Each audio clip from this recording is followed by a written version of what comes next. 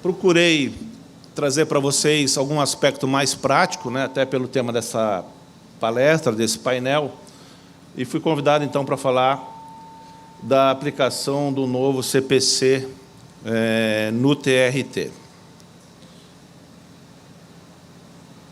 Então, só para lembrar, vocês já conhecem, do artigo 769 da CLT, que o direito processual comum será fonte subsidiária do direito processual do trabalho, exceto naquilo que for incompatível com as normas deste título. Eu sempre, na docência e na advocacia, fui meio contra, né, de utilizar o CPC, raramente utilizava o CPC nas minhas petições, entendia que o processo de trabalho ele estava muito bem servido com as suas normas, mas, aos poucos, isso aí está sendo ultrapassado e, realmente, há necessidade de colocar o CPC na vida do direito processual do trabalho. Em razão do novo CPC, o TST editou uma instrução normativa de número 39, através da resolução 203, no dia 15 de março de 2016, e dispõe sobre normas do Código do Processo Civil de 2015, aplicáveis e inaplicáveis na Justiça do Trabalho, no direito processual do trabalho. O artigo 2º coloca o que não se aplica ao processo do trabalho e o artigo 3º, o que se aplica. Depois também o 4º, o 5º, ele vai colocando o que é aplicável. O que tem de interessante aí no nosso TRT? Quais são os temas mais polêmicos da aplicação do novo CPC ou não? O mais, que eu entendo, maior de todos, é a questão do depósito recursal e até mesmo das custas processuais. Só fazendo uma revisão do conceito de depósito recursal na Justiça do Trabalho, ele não tem natureza de taxa de recurso. O depósito recursal é uma prévia garantia do juízo que pressupõe condenação pecuniária ou executória e fundamenta no artigo 899 da CLT, o que não tem muito fundamento, ele só diz que vai ser feito, né, na conta do Fundo de Garantia do Empregado, mas a maior regulamentação do depósito recursal é na instrução normativa número 3 do TST e também nas súmulas e OJs do TST. E destacar também, né, a súmula 426, a obrigatoriedade de fazer o depósito recursal na guia GFIP. Então, muitas vezes, vamos encontrar uma deserção do recurso em razão dele não ter sido feito na guia GFIP. A súmula 245, só para lembrar, o depósito recursal deve ser feito e comprovado no prazo alusivo ao recurso. E a questão da guia GFIP está aí, obrigatoriedade.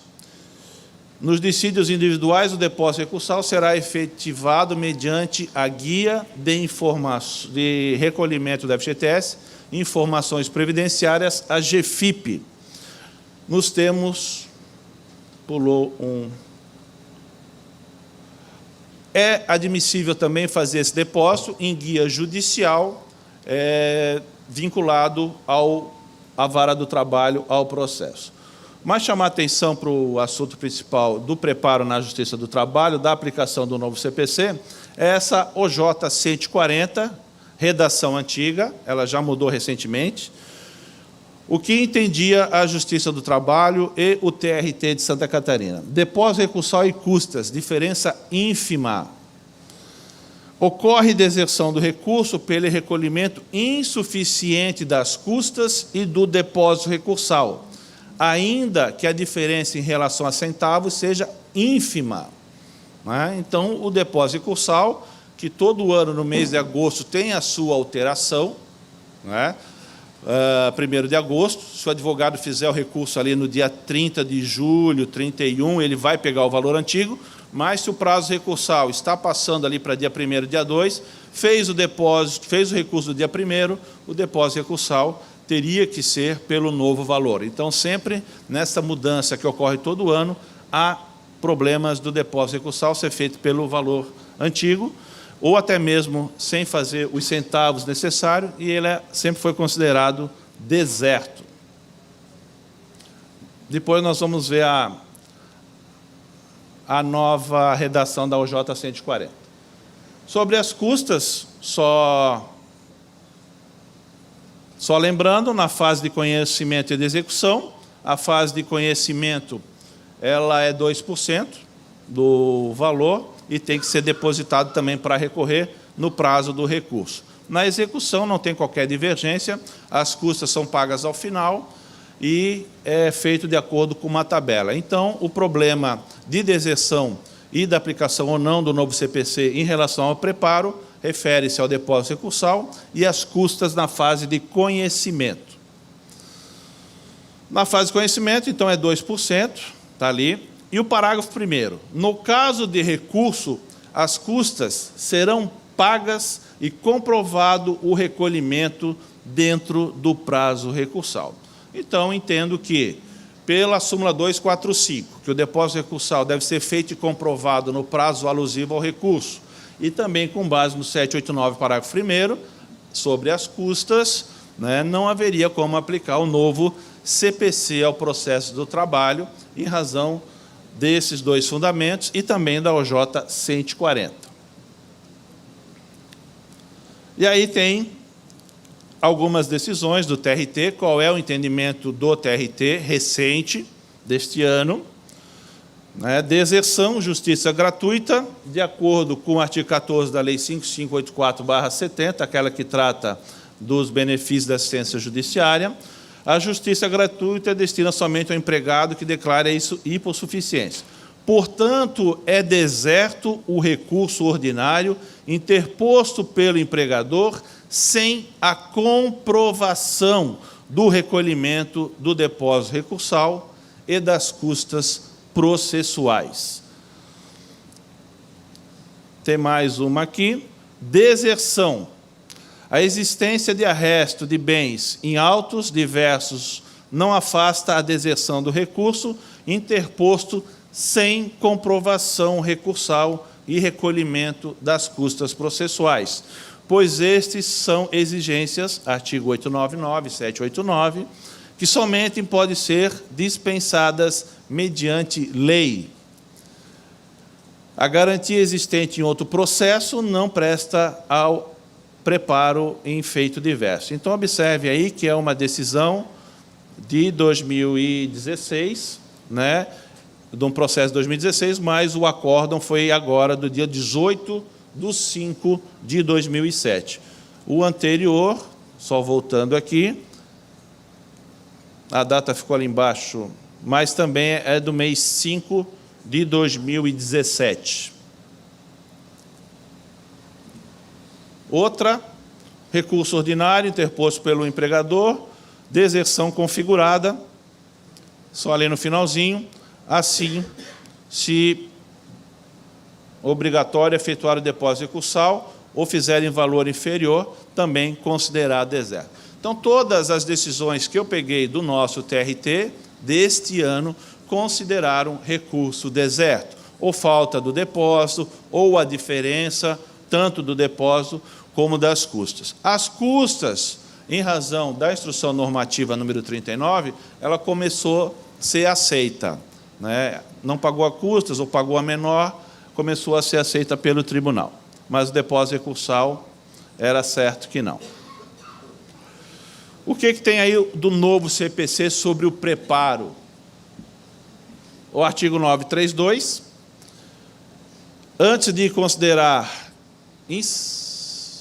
inadmissível o recurso, o relator concederá o prazo de 5 dias para o recorrente para que seja sanado o vício ou complementar a documentação exigível. 1007 é o artigo pontual que trata da apelação.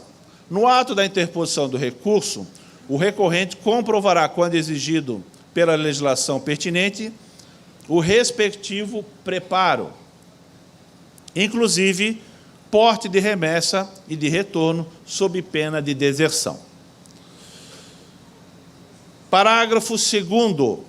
A insuficiência do valor do preparo, inclusive porte de remessa e de retorno, implicará a deserção se o recorrente, intimado na pessoa do seu advogado, não vier a supri-lo no prazo de 5 dias.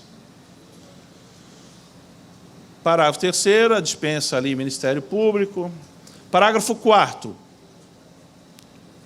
O recorrente que não comprovar no ato da interposição do recurso o recolhimento do preparo, inclusive porte de remessa e retorno, será intimado na pessoa do seu advogado para realizar o recolhimento em dobro, sob pena de deserção. Então, destacar para vocês aqui no anterior, parágrafo 2º, a insuficiência. E o parágrafo 4º, se ele não fizer o recurso, o preparo. Parágrafo 5º, é vedada a complementação se houver insuficiência parcial do preparo, inclusive porte de remessa, do recolhimento realizado no parágrafo 4º. Ou seja, se ele não fez, ele terá que fazer em dobro, e aí não tem como fazer o valor errado. Tem que ser realmente o valor correto, em dobro, aí sim vai ser considerado deserção se ele fizer menor. Depois tem mais 2 situações ali. Então, como é que fica a deserção a partir de agora no Tribunal Regional do Trabalho? Não temos ainda nenhuma decisão publicada com a nova OJ 140. Artigo 10 da Instrução Normativa número 39. Aplicam-se no processo do trabalho as normas do parágrafo único do artigo 932 do CPC e parágrafos 1º ao 4º do 938 e do parágrafos 2º e 7º do artigo 1007, que foram esses que acabamos de observar, e eu repito eles ali. O parágrafo 2º, sobre a insuficiência. Então, sendo insuficiente, o juiz vai intimar a parte para que faça, no prazo de 5 dias, esse depósito recursal e essas custas. Aqui não há menção, isso pode ocorrer até mesmo em 1º grau ou até mesmo no tribunal, no meu entendimento. E o parágrafo 7º, questão da guia, o equívoco no preenchimento da guia de custas, aqui não há menção do depósito recursal, implicará a aplicação da pena de deserção. Sabemos que na Justiça do Trabalho, então, o depósito recursal é na GFIP e as custas na guia de recolhimento da União, na GRU ou GRU. Então, o equívoco no preenchimento da guia de custas não implicará a aplicação da pena de deserção, cabendo ao relator, na hipótese de dúvida quanto ao recolhimento, intimar o recorrente para sanar o vício no prazo de 5 dias. E nós tínhamos também este parágrafo único do artigo 10 da Instrução Normativa número 39. A insuficiência do valor do preparo do recurso no processo de trabalho, para os efeitos do parágrafo 2º do 1007 do CPC, concerne unicamente as custas processuais, não ao depósito recursal. Então, por isso que eu falei que já estava sendo admitido no Tribunal Regional do Trabalho a questão do recolhimento das custas insuficiente, mas o depósito recursal não. No dia 17/4, o Pleno do TST cancelou este parágrafo único do artigo 10 da Instrução Normativa número 39 e deu nova redação ao OJ 140. Então, vamos lá. Recapitulando, redação antiga. Ocorre deserção do recurso pelo recolhimento insuficiente das custas e do depósito recursal, ainda que a diferença em relação ao quanto devido seja ínfima, referente a centavos. Esta OJ 140 durou até o dia 25/4 de 2017, recentemente aí um mês. Então, qual é a nova redação dessa OJ? Em caso do recolhimento insuficiente das custas processuais ou do depósito recursal, somente haverá deserção do recurso se concedido prazo de 5 dias, previsto no parágrafo 2º do artigo 1007 do CPC de 2015, o recorrente não completar e comprovar o valor devido. Então, está aí o novo entendimento, e, a partir de agora, o TRT certamente vai adotar este entendimento, intimando, então, a parte para que, no prazo de 5 dias, faça esse recolhimento, se foi insuficiente.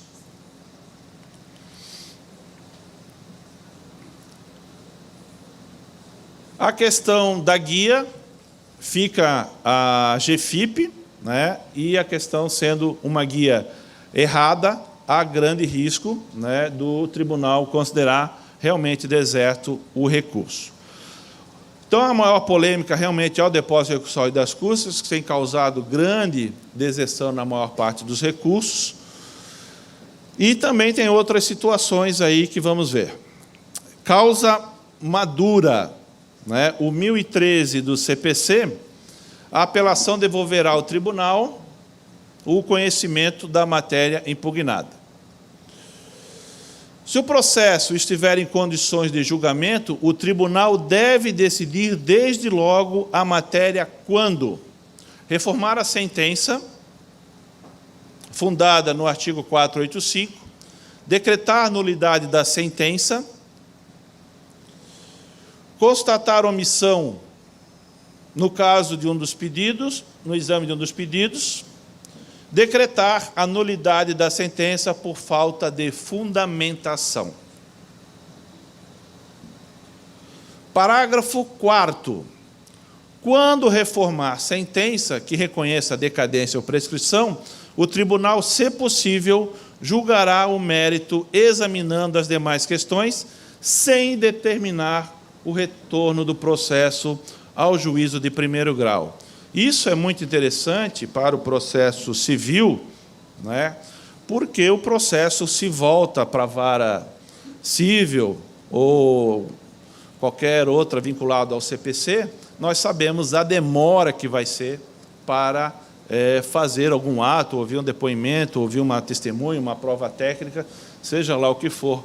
Mas no processo do trabalho, né, se o tribunal entende que o recurso deve voltar para a vara do trabalho para o depoimento de uma testemunha ou de uma produção de qualquer outra prova, nós sabemos da celeridade. É possível que na outra semana o processo já tenha retornado à vara, é possível que em 2, 3 semanas o juiz já tenha marcado o cumprimento deste ato e, rapidamente, em razão da celeridade, o processo voltaria ao tribunal apto para o julgamento do recurso.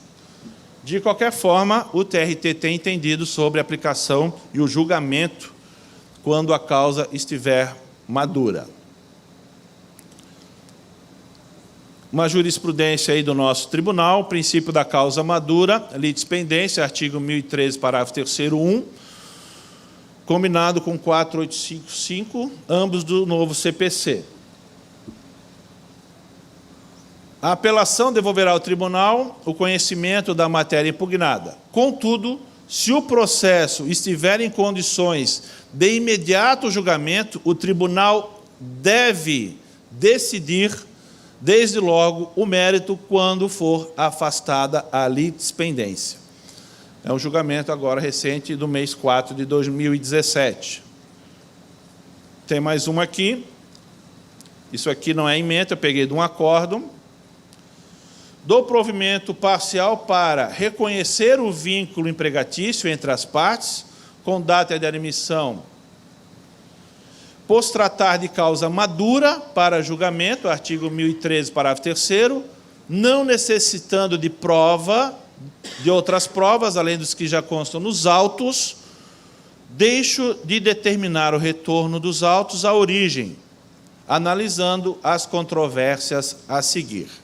Então, já tem forte entendimento do tribunal né, de uma litispendência, de uma prescrição, de uma nulidade, de um vínculo de emprego, e o relator, entendendo que a causa já está madura, ele passa, então, a decidir o processo. O problema, por exemplo, do advogado, que, a partir dali, ele só tem a chance de fazer recurso de revista, né? Se voltasse para a vara do trabalho, ele teria, então, a oportunidade de argumentar num recurso ordinário, que nós sabemos que pode ser feito, sim, por simples petição, diferente de um recurso de revista, do qual 100 vai subir 2, 3 recursos de revista.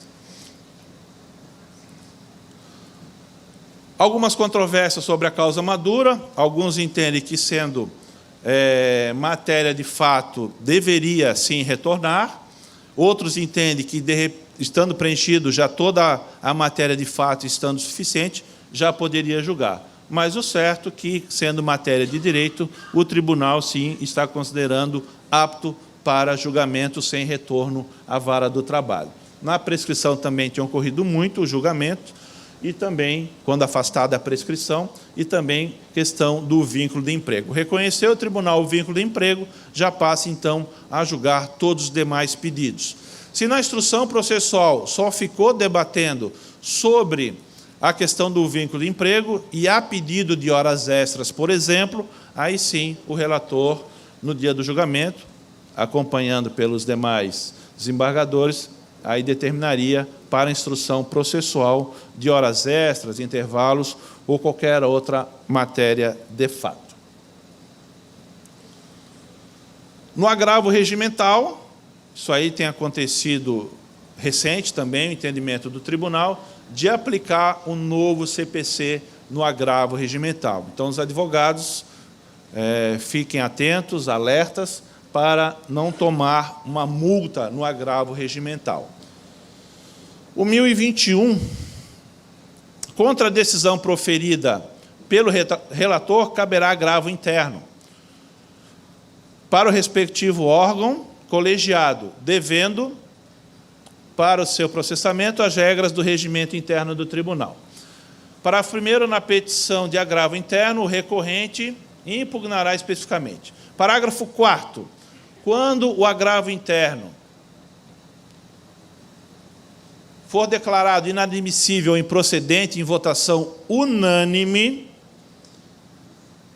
em decisão fundamentada, condenará o agravante a pagar ao agravado multa fixada entre 1% e 5% do valor atualizado da causa.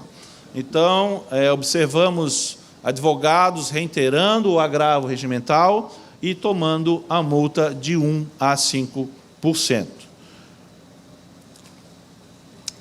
Tem aqui uma decisão já aplicando essa multa, também recente, do ano de 2017. Agravo regimental, pedido de reconsideração e intempestividade, apresentação do pedido de reconsideração não interrompe nem suspende o prazo recursal e, diante do exposto, não conheço do agravo regimental. Tratando-se de recurso manifestamente improcedente, acolho a proposição formulada pelo excelentíssimo desembargador do trabalho, Dr. Roberto Guglielmetto, e aplico a agravante à multa prevista no artigo 1021 do novo CPC. Ali embaixo está, se eu não me engano, foi 5%. Mais uma decisão, da mesma forma,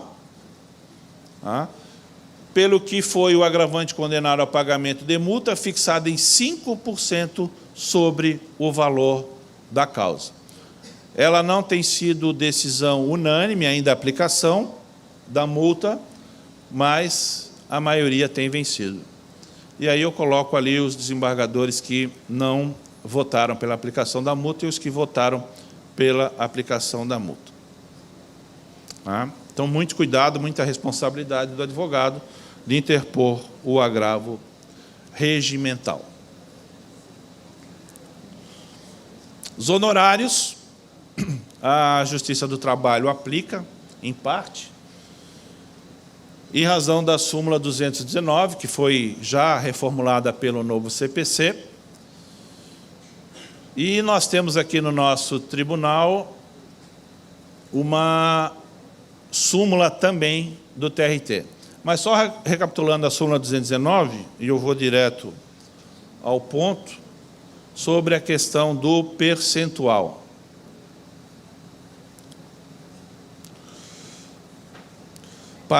O item 5 da súmula. Em caso de assistência judiciária, sindical ou de substituição processual sindical, excetuado contra a Fazenda Pública, os honorários advocatícios são devidos entre um mínimo de 10% e 20%. A redação anterior estipulava o percentual de 15%. Então, agora, já a súmula 219 do TST. Porém, o TRT ainda está com a sua súmula 67, que tem a redação antiga da súmula 219, e a súmula 67 do TRT de Santa Catarina ainda está estipulando o percentual nunca superior a 15%. Tá? Já vi decisões agora recentes do nosso tribunal aplicando 20% de honorários. Então, em breve, esta súmula deve ter uma redação reformada para colocar também de mínimo 10% e máximo 20%. Também a aplicação do novo CPC, o tribunal editou a súmula 6, já foi publicada, da penhora contra a poupança até o limite legal para o pagamento de créditos trabalhistas, impossibilidade. Nos termos do artigo 833, inciso 10 do CPC, é absolutamente impenhorável até o limite de 40 salários mínimos a quantia depositada em caderneta de poupança. Foi publicado agora também em 2017. Produção de provas no TRT. Não encontrei nenhuma decisão, não vi ainda o tribunal fazer a produção de prova em segundo grau. Tá? Mas não há impedimento nenhum, está na instrução normativa número 39 do TST, essa possibilidade. Parágrafo 1º, constatada a ocorrência de vício sanável, inclusive aquele que possa ser conhecido de ofício, o relator determinará a realização ou a renovação do ato processual no próprio tribunal ou em primeiro grau de jurisdição, intimadas as partes. Então, as decisões que eu peguei, elas são no sentido de baixar o processo para a vara do trabalho, para que a vara do trabalho produza o ato. Só antes de encerrar, na segunda-feira tivemos sessão do Tribunal Pleno, no dia 22, e já tem também uma nova IUGE que aprovou a súmula 110 do Tribunal Regional do Trabalho, aplicando o novo CPC. Alienação fiduciária, impossibilidade de penhora. Os bens gravados com alienação fiduciária não podem ser objeto de constrição judicial. Contudo, são penhoráveis os direitos do devedor, na forma do 83512 do CPC. Então, deve ser publicada recentemente, ontem à noite eu entrei, esta súmula não foi publicada ainda, ela deve ganhar o número de súmula 110 do TRT 12. Então, mais uma súmula do nosso tribunal, mais o entendimento do nosso tribunal de aplicação do CPC conforme artigo 83512. As súmulas do tribunal, que deve chegar neste mês a 113 súmulas, é interessante que os advogados observem, porque vai ser o entendimento do tribunal. Mesmo que o desembargador tenha entendimento contrário, está se curvando ao entendimento da maioria, e a maioria, então, edita essa súmula, e o tribunal inteiro aplica a súmula do Tribunal Regional do Trabalho.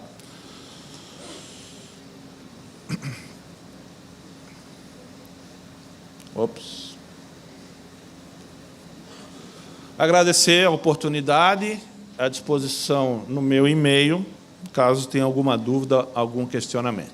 Obrigado mais uma vez e excelente trabalho nessa sexta-feira, já encerrando.